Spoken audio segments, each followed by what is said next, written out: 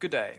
Today I want to show you how you can use the myCADtools sheet metal manufacturing tool to convert part files in an assembly to DXF files.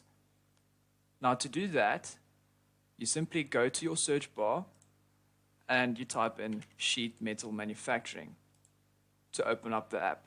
And before we convert these files, note that there are multiple quantities or versions of some of these files, namely 4 corners, 2 support beams here at the bottom, 2 wheels, and 2 wall members. So now by simply selecting adding the active document, it'll import the open document in SOLIDWORKS into my myCADtools application. And you'll see here it clearly differentiates between sheet metal and non-sheet metal parts. It imports the quantity for me, as well as the thickness, the material, and the configuration that I use. Once you're happy with those import selections, go to your options and specify the location, the file name, properties, and general options.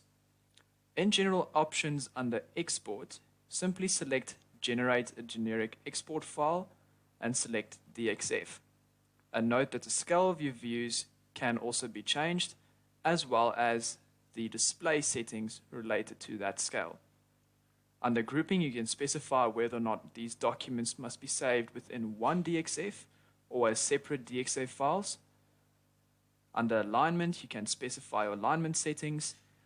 And under geometry, you can specify whether or not you only want to export the geometry or the bend notes, fold lines, and centering axes. In this case, I'm happy with the selections, so I'm going to go back to File Selections. With the file now being updated, we simply click Apply. Now with the process complete, you simply close all the necessary menus, go to the file location where you saved the files, and then select the sheet that you want to open. And as you can see over here, it imported the name of the file, the sheet name, the quantity, the thickness, and the material. If you have any questions, feel free to send that through to MECAD and we'll gladly address them. Thank you.